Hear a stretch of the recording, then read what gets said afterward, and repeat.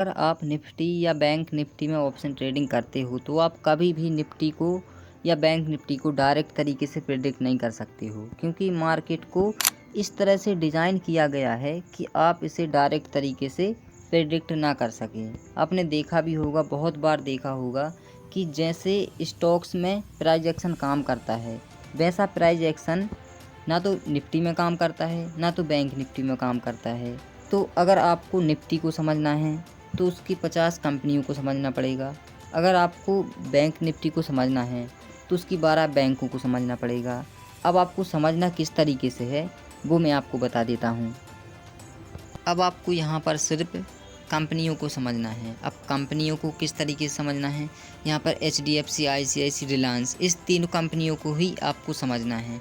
और ये इसमें से दो कंपनियाँ जिस साइड भी जाएंगी उस साइड निफ्टी को लेकर जाएंगी, ठीक है, क्योंकि इनका हाई वेटेज है। यहाँ पर 13% HDFC का है, 9% यहाँ पर ICICI का है और 8% रिलायंस का है। अब यहाँ पर देखोगे तो इनका मैं आपको सपोर्ट रेजिस्टेंस बताता हूँ। इनका हर एक 5 पॉइंट पर सपोर्ट है, जैसे कि 1980, 1985, 1990, 1995, 2000, ठीक है। इसी तरह का ICICI में भी हर एक 5 पॉइंट पर सपोर्ट रेजिस्टेंस है। यहाँ पर देखोगे ये वाला 1425, 1430, 1435, 1440, ठीक है। अब यहाँ पर रिलायंस देखिए, रिलायंस में हर एक 10 पॉइंट पर सपोर्ट मौजूद है, जैसे कि यहाँ पर 1490, 1500, 1510, 1520, 1530, इस तरीके से।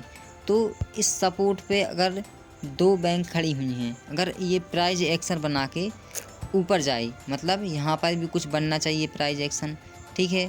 और यहाँ पर ये 3 बैंकों को ही खाली आपको देखना है, और 2 बैंक जिस साइड भी जाएंगी उसी साइड निफ्टी जाएगी, ठीक है।